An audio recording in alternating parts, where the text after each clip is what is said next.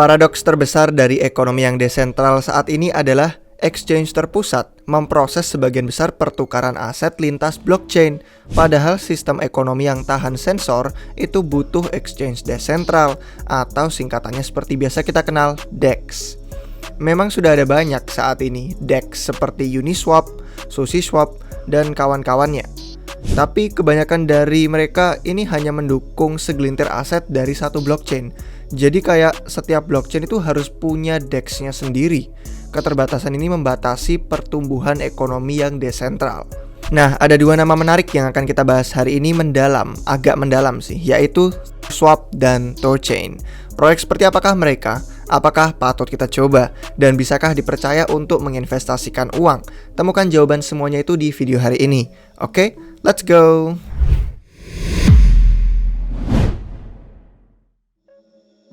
Hey guys, selamat datang kembali di Republik Rupiah. Yang pertama mari kita kenalkan kalian ke Thorchain.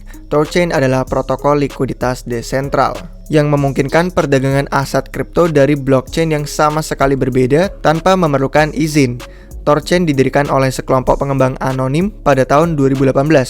Thorchain dikembangkan dengan teknologi Tendermint dan Cosmos SDK. Thorchain itu seperti AMM lainnya, membangun model kolam-kolam likuiditas di mana kita bisa setor aset untuk mendapatkan imbalan. Smart contract menentukan harga setiap aset dan kemudian memberikan likuiditas ke pedagang. Sebagian besar AMM dikembangkan di atas blockchain yang sudah ada, artinya tidak dapat bertukar aset lintas blockchain tanpa jembatan. Nah, Thorchain itu bisa berinteraksi lintas blockchain menggunakan Thor Nodes yang isinya adalah node untuk blockchain Thorchain sendiri dan juga node untuk setiap aset lain yang didukung seperti node Bitcoin atau node Ethereum. Cara kerjanya tuh anggap aja node ini seperti brankas Thorchain. Jadi waktu ETH ditukar dengan BTC, node tersebut akan mendeteksi dan menyetujui kalau ETH sudah diterima. Kemudian node BTC akan menyetujui transaksi keluar yang setara dengan ETH yang disetorkan. Sederhananya, Thor Nodes itu memungkinkan protokol untuk membaca, memahami, dan menjadikan sinkron semua transaksi blockchain eksternal. Sekilas perjalanan Thorchain, ada jaringan yang hidup sebelum mainnet Thorchain yang lengkap. Namanya itu Chaosnet. Dan ya seperti bahasa Indonesianya, chaos itu kan kacau. Sempat mereka mengalami kekacauan. Sejak peluncuran di bulan April, Thorchain kena banyak eksploitasi. Tapi orang yang menyediakan likuiditas diberi kompensasi atas kerugian mereka dan menikmati untung juga dari aset kripto berkualitas tinggi seperti BTC dan ETH. Sekilas tentang Synth. Synth adalah sebuah produk baru yang memanfaatkan fitur-fitur unik Thorchain. Synth itu adalah IOU yang memberikan eksposur harga ke aset selain rune di dalam kolam. Misalnya, ada 1 SBTC yang setara dengan nilai 1 BTC. Mereka hanya dapat dicetak dengan menyetorkan rune ke dalam kolam, di mana Synth juga akan dibakar ketika rune ditarik keluar dari kolam. Ketika menukar aset lintas blockchain kayak SBTC ke SETH, yang SBTC itu dibakar. Selanjutnya rune ditarik dari kolam BTC, kemudian disimpan ke dalam kolam ETH untuk mencetak SETH tadi. Agak ribet, ya sekiranya begitulah, seperti pertukaran aset asli. Pertukaran Synth juga menimbulkan slip, atau bahasa Inggrisnya slippage. Slippage yang terjadi saat trader harus menerima harga yang berbeda dari yang awalnya mereka minta. Nah, setelah ini kami akan membagikan beberapa fitur protokol ThorSwap dan juga ngomongin soal tokenomics-nya mereka. Apakah bagus untuk investasi sambil membagikan kesimpulan. Tapi sebelum itu ada iklan dari video kita hari ini yang mensponsori terkait topik multi-chain juga. Jadi nama mereka adalah Meson Finance. Sponsor iklan untuk video kita hari ini adalah Meson Finance. Kebetulan ini juga satu topik dengan ThorSwap dan Thorchain yang merupakan pertukaran aset lintas blockchain. Meson ini adalah salah satu jalan yang cepat dan murah untuk bertukar stablecoins lintas blockchain. Meson ini telah meluncur di 14 blockchain yang berbeda, termasuk ada Ethereum, BNB Chain, Polygon, Evmos, Arbitrum, Optimism, Aurora, Conflux eSpace, Avalanche, Phantom, Tron, Harmony, Moonriver, dan Moonbeam. Jadi ada blockchain layer 1 yang lain dari pesaingnya Ethereum, ada yang EVM juga, ada yang layer 2 seperti Arbitrum dan Optimism, dan katanya mereka sedang mengerjakan blockchain lain yang mungkin di luar dari ekosistem EVM seperti Solana. Jadi dalam tahun 2022 ini akan ada beberapa rencana lebih lanjut. Sementara ini juga Meson memantau dekat pasar stablecoin seiring evolusinya nanti ke depan seperti apa. Jadi mereka berencana untuk mengenalkan lebih banyak stablecoins lagi nantinya seperti DAI, BUSD, dan kawan-kawannya untuk bisa memenuhi permintaan pasar yang bertumbuh. Tapi untuk saat ini baru ada USDT dan USDC. Dan hari ini saya akan menunjukkan kepada kalian tutorial bagaimana untuk bisa menukarkan aset lintas blockchain dengan sangat mudah dan murah dan cepat di Meson Finance.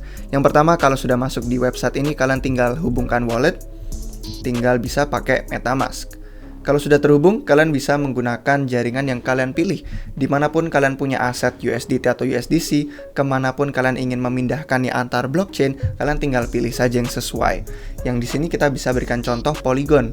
Kami punya beberapa USDC di sini. Kami bisa taruhkan misalkan maksimum mau dikirim 4,6 USDC, dikirim ke jaringan layer 2 misalkan, kayak Optimism. Bisa langsung pilih di sini dan akan kelihatan yang terkirim berapa. Menariknya di sini, biayanya itu kalau di luar ekosistem Ethereum disubsidi. Jadi sebenarnya kita tidak bayar fee. Di sini tulisannya kelihatan $0.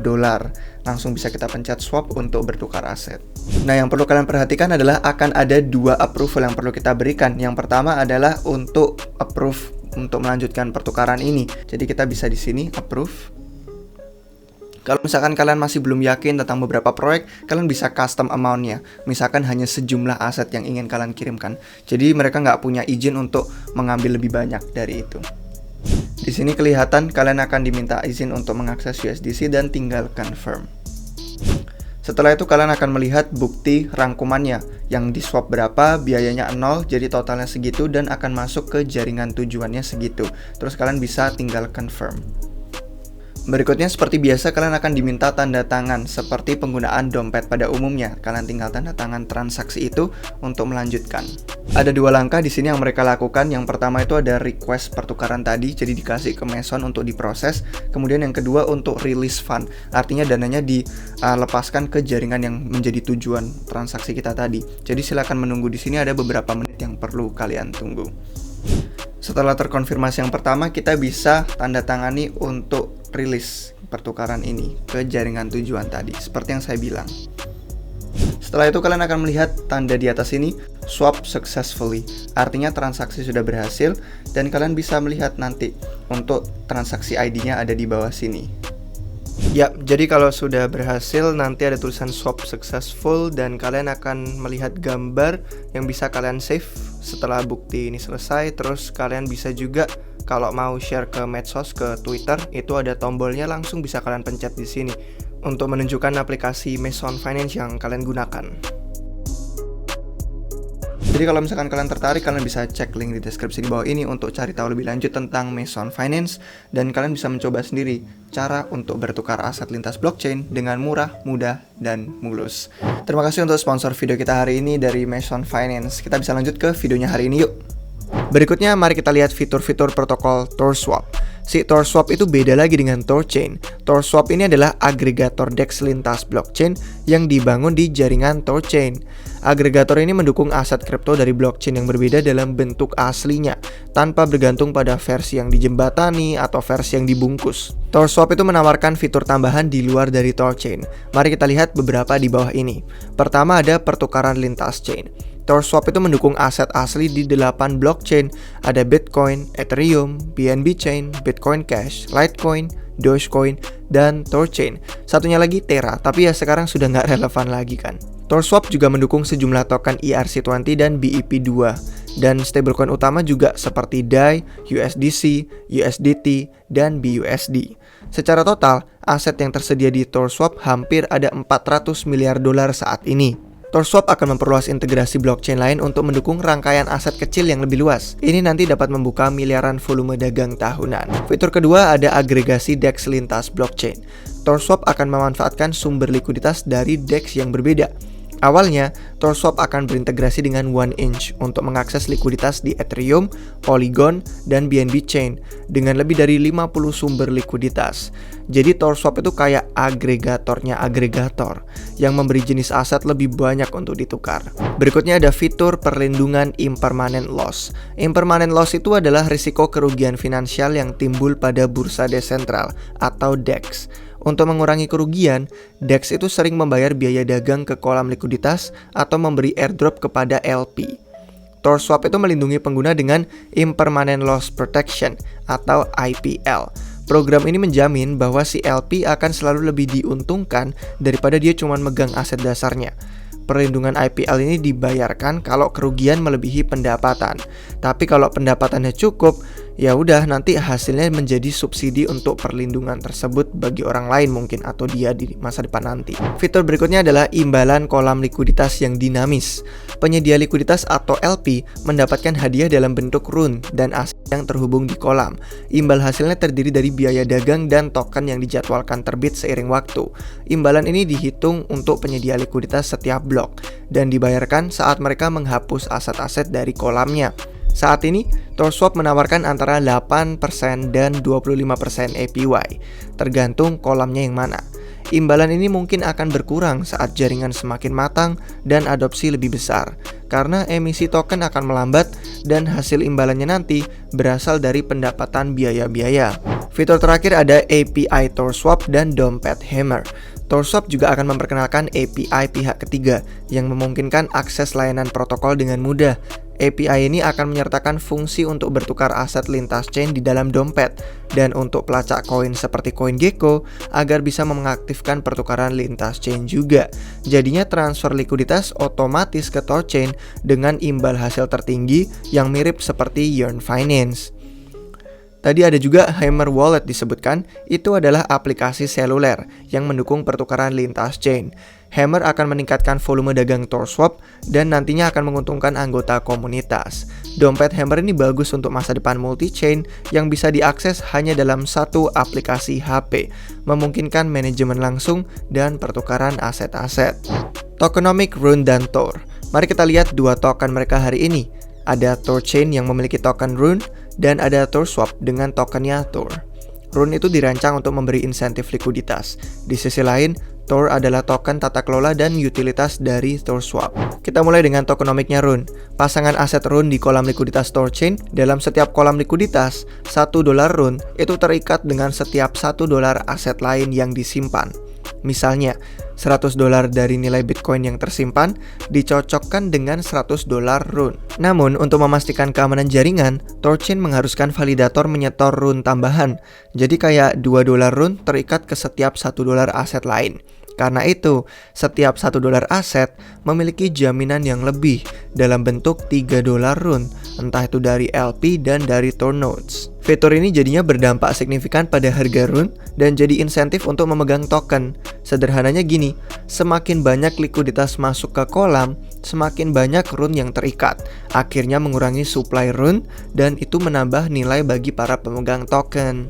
Lalu seperti apa tokenomicnya yang Tor? Sementara Rune itu memberi insentif likuiditas, Tor itu memberi insentif volume perdagangan. 65% token Tor dialokasikan untuk komunitas. Sebagian besar token diterbitkan selama 4 tahun melalui airdrop, hadiah LP, staking, diskon biaya dagang, dan banyak lagi. 25% token yang dimiliki investor swasta dan kontributor inti itu akan diberikan dalam kurun waktu 24 bulan dan 36 bulan. Supply Tor dibatasi 500 juta token dan akan meningkat selama 4 tahun pertama setelah peluncuran, yang berarti rata-rata inflasi tahunan di kisaran 125 juta token. Nah, sekarang mari kita tutup dengan daya tarik dan kesimpulannya. Tor Swap itu adalah salah satu DEX multi-chain yang pertama. Dalam 14 bulan sejak peluncuran resminya, Tor Swap telah memproses 2,7 juta transaksi dan volume sebesar $1,85 miliar. Jadi mewakili sekitar 20% dari total volume jaringan Thorchain. Volume perdagangannya mengembang jadi $540 juta di bulan Maret, hampir meningkat 7 kali lipat dari bulan sebelumnya. Terlepas dari lonjakan ini, volume dagang Tor Swap masih kurang dari 1% volume DEX di Ethereum, XDAI, Polygon, Optimism, BNB Chain, dan Solana. Selain itu, karena TorSwap mendukung aset asli di banyak blockchain, ia tidak hanya bersaing dengan DEX, tapi juga bersaing dengan bursa terpusat. Jadi kalau TorSwap berhasil menangkap hanya sebagian kecil aja dari volume dagang bursa terpusat, ia akan menjadi salah satu DEX terbesar. Kesimpulannya, likuiditas terpusat itu bermasalah untuk kelangsungan aset digital. Exchange terpusat seperti Coinbase atau Binance dapat menyita aset, tunduk pada regulasi, atau skenario terburuknya ditutup. Karena itu, penyediaan likuiditas lintas blockchain dengan cara yang desentral itu paling dicari-cari oleh aset digital. TorSwap dan Thorchain pun menawarkan solusinya. TorSwap menunjukkan keberhasilan, tapi masih ada jalan yang panjang dan berisiko di depan. Mengingat si Thorchain pun sempat mengalami banyak serangan. Serangan ini jadi pengingat bahwa proses lintas blockchain itu kompleks dan risikonya signifikan. Tapi Thorchain merespons dengan baik. Mereka telah menggandakan fokus keamanan. Langkah-langkahnya termasuk program bug bounty $1 juta dengan Immunify, audit oleh Trail of Bits dan Halbern Security, serta membangun alat pemantauan langsung. TorSwap sendiri telah menugaskan audit untuk beberapa komponen di dalam sistem mereka. Namun terakhir, jumlah node Thorchain yang aktif tidak akan pernah melebihi total 300 node. Ini jadi menimbulkan pertanyaan, apakah Thorchain itu cukup desentral? Pada akhirnya, kesuksesan TorSwap pun bergantung pada masa depan yang multi-chain. Kalau tidak multi-chain gimana? Kan selalu ada kemungkinan ekosistem aset digital mungkin akan berkumpul di sekitar segelintir blockchain aja. Terlepas dari risikonya, TorSwap menyediakan utilitas nyata, memungkinkan pengguna untuk bertukar dengan mudah antara aset. Selain itu, TorSwap mendapat manfaat dari tokenomic token Rune dan juga Tor. Kombinasi kedua token ini akan mendorong likuiditas dan aktivitas dagang yang cukup, atau bahkan sampai menciptakan sebuah lubang hitam perdagangan. Kiranya sekian guys hari ini untuk Thorchain dan TorSwap. Gimana menurut kalian soal review kami? Semoga bisa membantu dan bermanfaat untuk kalian semua. Kalau kalian suka silahkan kasih jempolnya. Jangan lupa juga subscribe biar nggak ketinggalan video terbaru apapun dari kami. Terima kasih untuk yang sudah nonton sampai akhir. Sampai jumpa kalian semua lagi di video yang berikutnya. Cheers! Sebagai anggota, kalian akan mendapatkan banyak sekali konten edukasi. Yang pertama, ada rangkuman dan komentar pasar. Kedua, update portofolio tim RR. Yang ketiga, riset koin dan token kripto. Yang keempat, peluang airdrop, ICO, DeFi, dan NFT. Yang kelima, video tutorial dan kursus. Dan yang keenam, akses ke perpustakaan dan alat riset kami. Kalian dapat menemukan semua harga dan link pendaftaran keanggotaan di deskripsi. Di website republikrupiah.com, kami juga memiliki artikel berita, blog gratis, dan link ratusan video YouTube kami yang bisa kalian cari. Kalian juga bisa mendapatkan merchandise RR yang keren. Dan tentu saja semua video yang kalian tonton bukan merupakan nasihat keuangan. Konten ini bertujuan untuk edukasi dan hiburan. Kalau kalian ingin mencari nasihat investasi, kalian bisa menghubungi penasihat keuangan. Sampai jumpa di video berikutnya.